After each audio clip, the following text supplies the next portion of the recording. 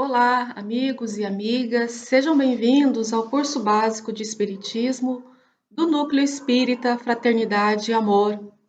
Hoje nós teremos a nossa aula de número 15 e vamos tratar das leis morais. Quando a gente fala leis, vale a pena a gente iniciar a nossa conversa e verificar o que era a lei para Jesus. Quando Jesus diz: "Não penseis que vim destruir a lei ou os profetas. Não vim para destruí-los, mas para dar-lhes cumprimento." A que lei Jesus estava se referindo? Jesus estava fazendo referência à lei mosaica. Aqui, quando a gente fala de lei mosaica, cabe a gente fazer o seguinte apontamento. A lei mosaica, ela tem duas partes. Tem a parte civil, que eram os regramentos que Moisés estabeleceu para disciplinar o seu povo, e tem a parte promulgada no Monte Sinai, que é a lei de Deus, é a lei divina. Quando Jesus diz: "Não vim destruir a lei", é a lei divina que ele veio dar cumprimento. Então, é a essa parte da lei que Jesus está fazendo referência, a lei de Deus, a lei divina. Jesus, então, deu continuidade à lei divina, porém, ele acrescentou a essa lei o amor e nos disse: amar a Deus sobre todas as coisas e ao próximo como a si mesmo. Quando Jesus menciona isso, ele está resumindo, está falando toda a lei e tudo que já foi falado pelos profetas. Então, é por meio dessa máxima que a gente tem, os nossos deveres, quais são os princípios que nós devemos seguir, tanto para com Deus, quanto para os nossos semelhantes. Quando a gente abre o livro dos Espíritos, no terceiro livro do livro dos Espíritos, a terceira parte do livro dos Espíritos, a gente tem lá então a parte referente às leis morais. E logo no início do capítulo, a gente tem lá o título Lei Divina ou Lei Natural. E a primeira questão dessa parte do livro dos Espíritos, Kardec pergunta: o que se deve entender por lei natural? E os espíritos respondem: a lei natural é a lei de Deus. É a única lei que a gente precisa para a felicidade. É por meio dessa lei que nós sabemos o que devemos ou não devemos fazer. É por meio dessa lei que a gente sabe o que nos fará feliz e o que nos trará infelicidade. Quando a gente fala de leis divinas, a gente pode separá-las em duas partes. A parte que vai regular a vida na matéria, ou seja, as leis físicas, as leis que pertencem ao domínio da ciência, e as leis morais, que vai dizer como devemos agir para alcançar a nossa evolução moral. Então, o que nós vamos tratar aqui são as leis divinas no aspecto moral. Quando a gente fala de lei moral, a gente pode ter uma visão dogmática, analisar as leis morais de acordo com uma perspectiva dogmática, que é o que acontece na maioria das religiões, nas religiões tradicionais, aonde essas leis foram estabelecidas por um ser sobrenatural. Por um outro lado, aqui na doutrina espírita, a nossa visão é uma visão racional, aonde nós vamos estudar e vamos praticar a lei divina, a lei natural, fundamentados na razão. Então, é isso que nós encontramos lá no terceiro livro, na terceira parte do Livro dos Espíritos. Então, as leis morais são os imperativos morais ensinados por Jesus, né? Então aqui a gente ressalta, a gente está seguindo os ensinamentos de Jesus. Porém, com a terceira revelação, a gente articula esses ensinamentos à luz da razão. Quando a gente fala de lei natural, nós temos uma divisão em 10 partes.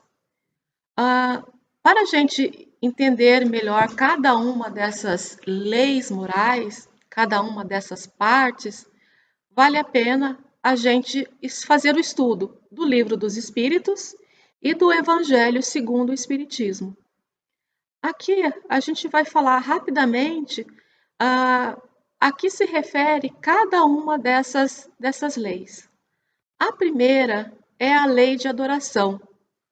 Quando a gente fala de adoração no sentido religioso tradicional, vem à mente as cerimônias, vem à mente o culto, o rito, os efeitos exteriores da adoração.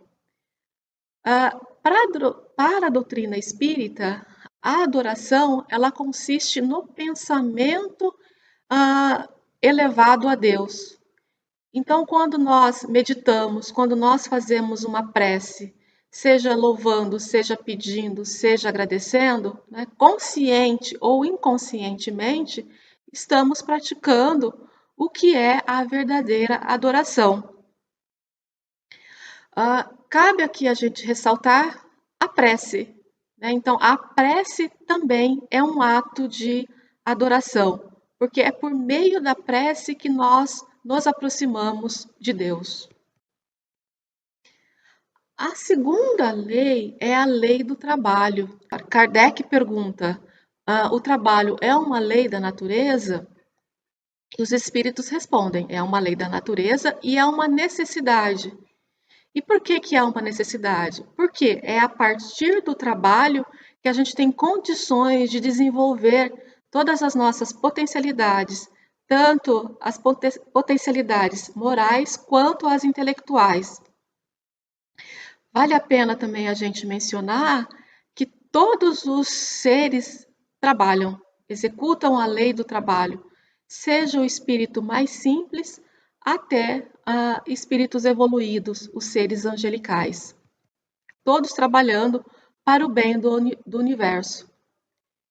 E uma outra questão que também vale a pena a gente ressaltar é: toda ocupação útil é trabalho. Então, não é apenas quando a gente demanda um desgaste energético muito grande que a gente está realizando o trabalho. Então, quando estamos no campo da música, quando estamos no campo das artes, da religião, tudo que nos eleva, né, para o aperfeiçoamento da alma está dentro da lei do trabalho. Tudo que nos ocupa, né, visando o nosso crescimento, está dentro da lei do trabalho. A outra lei é a lei da reprodução. A reprodução é uma lei natural, e os espíritos respondem, né? Sem a reprodução, o mundo corpóreo não existiria. Então, tem o aspecto biológico, a lei da reprodução, a reprodução ela é necessária, né, do ponto de vista biológico, mas o mais importante é por meio da procriação, é por meio da reprodução que nós conseguimos reencarnar. E é por meio da reencarnação que nós conseguimos evoluir, que nós conseguimos progredir.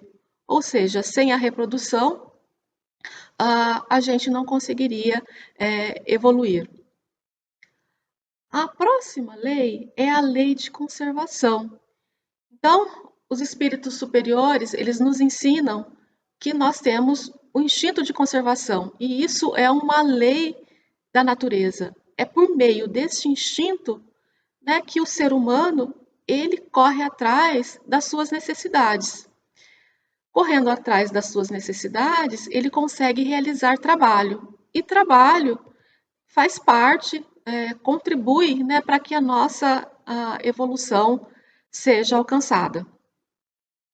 Então, o instinto de conservação é uma lei da natureza e todos os seres vivos possuem esse instinto de conservação, seja em diferentes graus, né? Porque eu tenho seres, né, onde o instinto de conservação é puramente mecânico, mas por um outro lado a gente também tem, né, seres onde o instinto ele já é racional, já está no nível racional.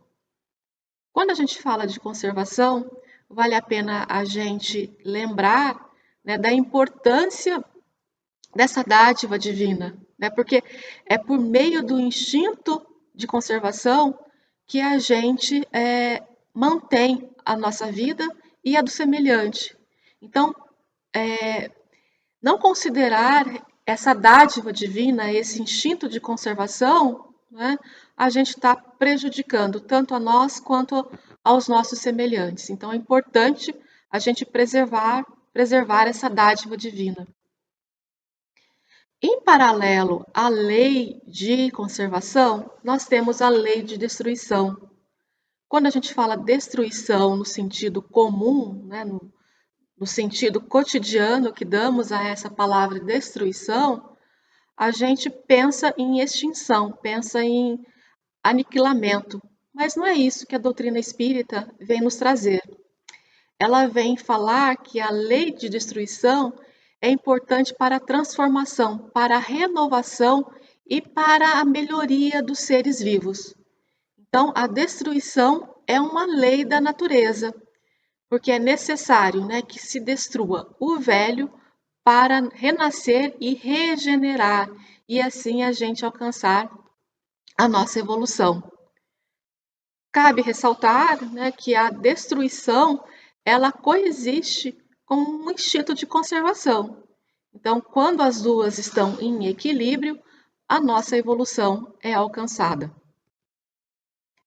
A outra lei é a lei de sociedade. Quando a gente fala de lei de sociedade, nada mais é que uma pedagogia, é uma forma de nos ensinar que Deus utiliza. Né? Então, é por meio da lei de sociedade que nós vamos utilizar todas as faculdades que Deus nos entregou para viver a vida de relação. E é vivendo a vida de relação que a gente vai alcançar a nossa evolução moral e também intelectual. É por meio desse convívio, né, que a gente, utilizando essas faculdades que Deus nos deu, tá, que nós vamos alcançar o nosso progresso moral e intelectual. Quando a gente fala em lei do progresso, né, progredir não é ficar esperando a divindade nos auxiliar. Né? É utilizar o amor que Jesus nos ensinou, é recorrer à lei do trabalho, ou seja, progredir é um processo que exige o nosso movimento, é um processo dinâmico e depende apenas de nós. É um processo intransferível. Os espíritos nos dizem, né, que não é possível retroceder ao estado natural, porque Kardec perguntou: o homem pode retroceder para o estado natural? Os espíritos responderam que não. O homem ele vai progredir sem cessar e não volta ao estado de infância. Então, por mais que numa encarnação, a nossa encarnação, o nosso progresso estacione, a gente jamais vai retroceder. A outra lei é a lei de igualdade. A gente sempre se questiona: será que existe igualdade entre as pessoas? Porque é visível, né? A gente vê alguns nascendo com enfermidades, alguns nascem ricos, outros nascem com dificuldades financeiras. Então, os espíritos vêm nos ensinar que nós fomos criados simples e ignorantes. Então, Deus não fez distinção entre uma criação e outra. Todos nasceram com o mesmo germe, com o mesmo poder, com o mesmo conhecimento. As diferenças que nós vemos, né, no nosso dia a dia é fruto do quanto sabemos aproveitar as oportunidades que Deus nos oferece. Então, todos os homens são iguais perante a Deus? Sim, todos tendem para o mesmo fim e Deus fez as suas leis para todos. Resta a nós saber aproveitar as oportunidades que nos são apresentadas. A outra lei é a lei de liberdade.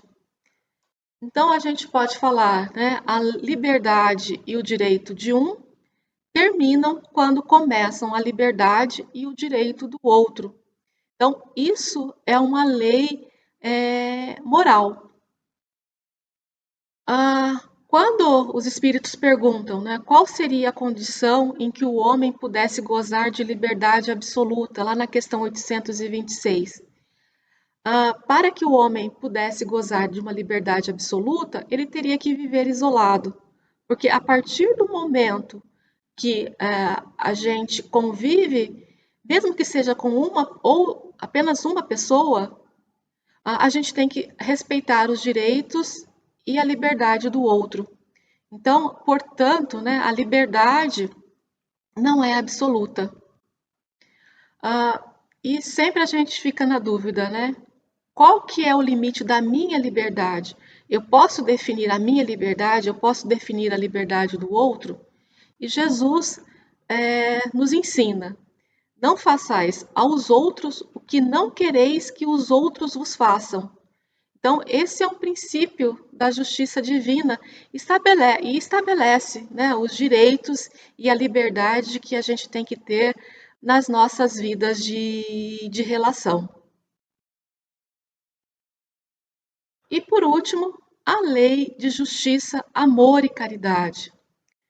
Quando Kardec, lá na questão 875, pergunta como se deve definir a justiça, os espíritos respondem: a justiça consiste no respeito aos direitos de cada um. E vale a pena, né, a gente lembrar que Jesus nos mostrou qual que é a verdadeira justiça. Se a gente desejar para o outro, né, o que nós queremos para nós mesmos, né, isso resolveria todos os nossos conflitos terrenos e estaríamos praticando a verdadeira justiça. É claro que a justiça, o que é justiça para um pode não ser justiça para outro. Por quê? Né? A justiça, o entendimento do que é justiça depende do progresso moral. E nós já sabemos, né? Cada um está num nível de progresso diferente. Né? Por quê? Depende da forma como aproveitamos as oportunidades que Deus nos mandou. Quando a gente fala de amor, não tem como não falar de Jesus. Por quê? Jesus resumiu, né, e praticou o que é realmente o amor. Então, o amor não é apenas aquele sentimento sublime que nós temos para os nossos pais, para os nossos filhos, para os nossos próximos. A gente vai realizar, né, e praticar o verdadeiro amor quando a gente tiver esse sentimento para a humanidade como um todo. Então, a partir disso, a gente tem o entendimento de que ainda temos uma tarefa muito difícil e um caminho muito longo a percorrer. Então, Jesus, né, ressaltando, né, Jesus foi o exemplo do amor e se a gente conseguir praticar algo semelhante ao que Jesus nos ensinou, estaremos no caminho certo. E, por fim, a caridade. Né? O que nós devemos entender? Qual que é o verdadeiro sentido da palavra caridade? Né? Como que entendia Jesus? Essa foi a pergunta 886, descrita lá no Livro dos Espíritos, a qual os Espíritos respondem: benevolência para todos, indulgência para as imperfeições alheias, perdão das ofensas. E a gente pode fazer uma rápida reflexão, né? O quanto é difícil ainda a gente aplicar o perdão das ofensas, o quanto ainda estamos longe. Mas Jesus veio com o objetivo de nos mostrar como alcançar, como praticar a verdadeira justiça, o amor e a caridade. Então, a gente pode finalizar, né, essa nossa aula com a máxima de Jesus: amai-vos uns aos outros como irmãos. Quando a gente fizer isso, estaremos praticando a lei de justiça, amor e caridade e estaremos no sentido certo para a nossa evolução moral. E a nossa perfeição, né? Que esse é o objetivo da lei divina, que a gente alcance a perfeição. Então, encerramos aqui a nossa aula número 15. Desejamos bons estudos a todos e reforçamos mais informações, né, mais aprendizado a gente pode encontrar no Livro dos Espíritos e no Evangelho segundo o Espiritismo. Até a próxima!